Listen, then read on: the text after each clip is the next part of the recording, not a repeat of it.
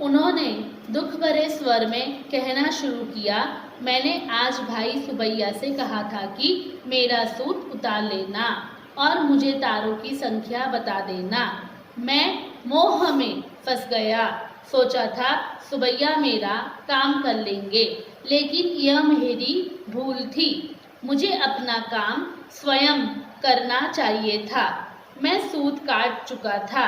तभी एक जरूरी काम के लिए मुझे बुलावा आ गया और मैं सुबैया से सूत उतारने को कहकर बाहर चला गया।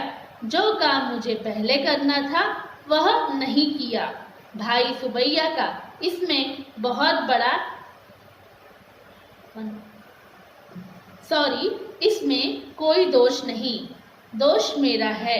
मैंने क्यों अपना काम उनके भरोसे छोड़ा। इस भूल से मैंने एक बहुत बड़ा पाठ सीखा है। अब मैं फिर ऐसी भूल कभी नहीं करूँगा। तो बच्चों, यहाँ पे बापूजी ने सुबैया से तार उतार लेना और तारों की संख्या बता देना, मतलब जो उन्होंने सूत चरखे पे लपेटा था चरखे पर, तो उसकी संख्या यानी उसे काउंट करना था। तो उन्होंने अपना काम सुबैया को बोला जो उनके साथ आश्रम में रहते थे। ये काम उनको बताकर बापूजी को किसने बुलाया था तो वो उनके पास चले गए। सुबैया ने वो काम नहीं किया, मतलब वो तारों की गिनती नहीं की। और जब बापूजी से पूछा गया तो उन्होंने सुबैया बता नहीं सके, क्योंकि सुबैया ने उनका काम नहीं किया था। तो भी बापूजी कहते हैं कि ये काम मेरा था और मुझे करना चाहिए था, तो इसमें सुबैया की कोई भी गलती नहीं है। तो कहने का मतलब ये है कि हमें हमारा काम किसी दूसरों पर थोपना नहीं चाहिए, हमें अपना काम स्वयं करना चाहिए। उनकी बात सुनकर सुबैया को स्वयं पर पछतावा हुआ। उन्होंने गांधी जी से क्षमा मांगते हुए कहा कि यदि आगे से वे कोई जिम्मेदारी लेंगे तो उसे अवश्य समय पर पूरा करेंगे। जब उनकी बात सुबैया ने सुनी तो उनको क्या होता है, बहुत ही पछतावा होता है। उनको लगता है कि मुझे ये काम करना चाहिए था, उन्होंने मुझे कोई जिम्मेदारी दी थी तो वो मुझे समय पर करनी चाहिए थी। उन्होंने उनसे क्षमा मांगी, क्षमा मतलब कि माफ़ी मांगी, और कहा कि यदि आगे से वो कोई भी जिम्मेदारी लेंगे तो उसे अवश्य समय पर पूरा करेंगे। अगर वो आगे से कोई भी जिम्मेदारी वाला काम लेंगे तो वो टाइम पर पूरा करेंगे। तो इससे हमें सीख मिलती है बच्चों कि अगर हमें कोई जिम्मेदारी वाला काम देता है तो हमें वो जिम्मेदारी टाइम पर करनी चाहिए, समय पर करनी चाहिए। बच्चों, हमने बहुत कथाओं में से एक कथा बापूजी के बारे में पढ़ी और हमने उसमें से सीख भी ली। अब हम दूसरी कथा पढ़ेंगे जो है सुकरात। तो सुकरात के बारे में, तो ये सुकरात कौन थे? तो बच्चों, सुकरात बहुत बड़े दार्शनिक थे। तो सुकरात क्या थे बच्चों? बहुत ही बड़े एक फिलोसोफर थे जो प्राचीन ग्रीक के एथेंस यूनानी दार्शनिक थे। इन्हें आधुनिक पश्चिमी दर्शनों के नींव रखने वालों में से एक माना जाता था। तो he was known as one of the founder of Western philosophy. He was a very wise. ये बहुत ही बुद्धिमान थे और गहरा विचार करने वाले दार्शनिक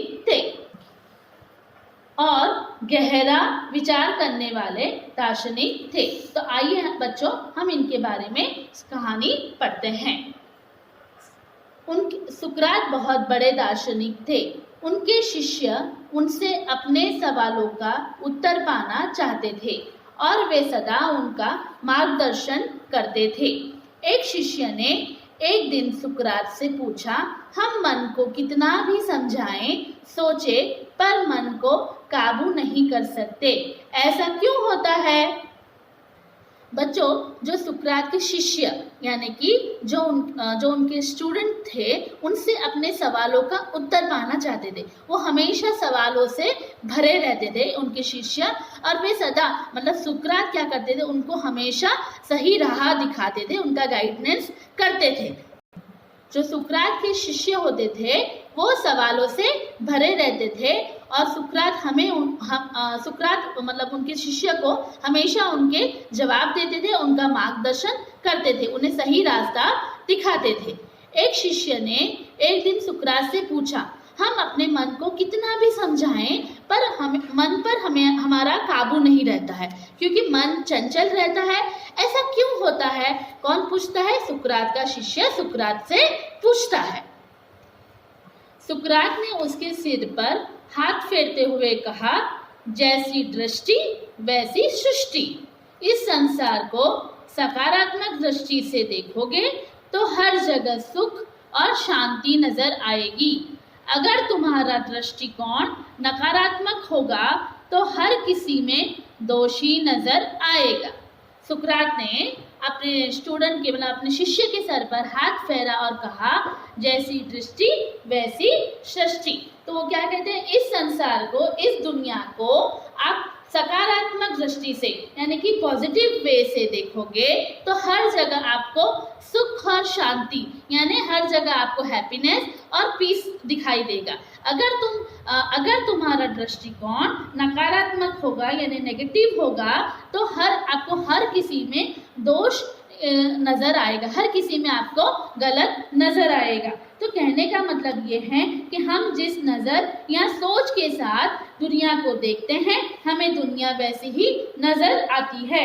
इंसान जैसा समझता है, जैसा सोचता है, उसे वैसा ही सामने वाला नजर आता है। अगर आप सही देखते मतलब आपका नजरिया सही होगा देखने के लिए तो आपको सब कुछ सही लगेगा। अगर आप अच्छा सोचेंगे तो आपको अच्छी भावना के साथ आप देखेंगे तो आपको सब अच्छा ही दिखाई देगा। अगर आप गलत भावना के साथ देखेंगे तो गलत ही होगा। अगर कभी एक उदाहरण मैं आपको बच्चों देना चाहूँगी, कभी हम सोचते हैं कि आज हमारा दिन ही अच्छा नहीं है, पर वैसा नहीं होता है। आप नेगेटिव वे में सोचेंगे तो सब नेगेटिव ही होता है। अगर आपका दृष्टिकोण पॉजिटिव रहेगा, नहीं मेरा दिन अच्छा है, मेरे साथ अच्छा ही होगा, तो अच्छा ही होता है। हमारा दृष्टिकोण सही होना चाहिए यानी कि पॉजिटिव होना चाहिए। शिष्य को कुछ समझ नहीं आया। सुकरात शिष्य के मन की बात समझ गए। उन्होंने आधे भरे पानी के गिलास की ओर इशारा करते हुए कहा कि सकारात्मक दृष्टि वाले व्यक्ति की नज़र में यह गिलास पानी से आधा भरा है, जो गर्मी में उसकी प्यास बुझा सकता है। नकारात्मक दृष्टि वाला व्यक्ति सोचेगा कि इस आधे खाली गिलास से मेरी प्यास कैसे बुझेगी? गिलास तो वही है, पर एक के लिए आधा भरा तो दूसरे के लिए आधा खाली है। एक उसे देखकर प्रसन्न है तो दूसरा दुखी। सुख दुख का भाव आपके मन की स्थिति पर निर्भर करता है। बच्चों, सुकरात ने शिष्य को जो भी समझाया शिष्य को समझ में नहीं आता है और सुकरात अपने शिष्य की मन की बात समझ जाते हैं। तो उन्होंने उनको एक दूसरा उदाहरण दिया। बच्चों, आप चित्र में देख सकते हो ये क्या है बच्चों? हाँ, पानी से भरा हुआ ग्लास। तो उन्होंने आधे भरे पानी की ग्लास की ओर इशारा करते हुए कहा कि सकारात्मक दृष्टि वाले व्यक्ति की नजर में यह ग्लास पानी से आधा भरा है। मतलब जो पॉजिटिव वे से सोचते हैं उनकी नजर में ये क्या है? पानी से आधा भरा ग्लास, मतलब आधा ग्लास पानी भरा हुआ है जो गर्मी में उसकी प्यास को बुझा सकता है। नकारात्मक दृष्टि वाला व्यक्ति यानी कि जो नेगेटिव वे में सोचता है उससे ये ग्लास आधा खाली दिखाई देगा। वो सोचेगा कि आधे ग्लास से मेरी प्यास कैसे बुझेगी? ग्लास तो वही है, पर एक के लिए यानी कि जो पॉजिटिव वे से सोचता है उसके लिए आधा भरा हुआ है, जो नेगेटिव वे से सोचता है उसके लिए आधा खाली है। तो ये आपका दृष्टिकोण है, आपका नजरिया है कि आप उसे कैसे सोचते हैं। एक उसे देखकर प्रसन्न होता है यानी कि हैप्पी होता है और दूसरा दुखी होता है, सैड होता है। क्यों ऐसा है? क्योंकि आपका दृष्टिकोण, आपका नजरिया अलग अलग है। पॉजिटिव वाला सोचता है कि नहीं ये आधा भरा हुआ है, मैं इसे पीकर अपनी प्यास बुझा सकता हूँ। नेगेटिव वे वाला सोचता है ये आधा खाली है, इतने में से मेरा क्या होगा। सुख दुख का भाव आपके मन की स्थिति पर निर्भर करता है। मतलब हमारे जीवन में सुख दुख आपकी मन की स्थिति, आपका मन कैसे सोचता है उसके ऊपर निर्भर करता है। तो बच्चों, जैसी दृष्टि वैसी सृष्टि, तो इसका कहने का मतलब क्या है, आपका नजरिया कैसे है। अगर आप पॉजिटिव सोचते हैं तो आपको पॉजिटिव दिखाई देगा, अगर आप नेगेटिव सोचते हैं, अगर आपका देखने का दृष्टिकोण नेगेटिव है तो आपको सब गलत दिखाई देगा। जैसा अन्न वैसा मन। तो बच्चों, इसमें जैसा अन्न वैसा मन कहने का मतलब ये है कि अन्न को जिस वृत्ति तरीके से प्राप्त किया जाता है, जिस मानसिक अवस्था में खाया जाता है, वैसे ही विचार मानव को आते हैं। मतलब कहने का मतलब ये है कि आप कठिन परिश्रम करके ईमानदारी से जो कमाई करते हैं, उससे आपको जो अन्न आपको प्राप्त होता है, तो वो अन्न खाने से आपके मन में एक संतुष्टि रहती है और संतुष्ट मन मतलब संतुष्टि मिलती है। तो संतुष्ट मन से हर काम सही और स्वाभाविक तरीके से होता है और आपके जीवन में सकारात्मकता बढ़ती है। तो कहने का मतलब ये है कि अगर आपने किसी को कोई चोरी नहीं की, कोई गलत काम नहीं किया, अपनी ईमानदारी से, अपनी मेहनत से, कठिन परिश्रम से आपने जो धन प्राप्त किया है, उससे अब जो आप अन्न खाते हैं तो आपके मन को क्या होता है, सकारात्मक दृष्टि मिलती है। क्यों सकारात्मक दृष्टि मिलती है? क्योंकि आपकी मेहनत की कमाई है। तो बच्चों, अब उसके बाद आएगा जैसा पानी वैसी बानी। जैसा पानी वैसी बानी कहने का मतलब ये है कि पवित्र जल पीने से मन और वाणी यानी कि हमारी बोली पवित्र होते हैं। मतलब जैसा आपको जल जिस मनुष्य का पालन पोषण परवरिश अच्छे ढंग से होती है, अच्छे विचारों से होती है, आदरता से होती है, वह मनुष्य दूसरों के लिए भी अच्छा होता है और वो दूसरों का आदर सम्मान करता है, दूसरों की परेशानियों को समझता है और दूसरों के काम आने की कोशिश करता है।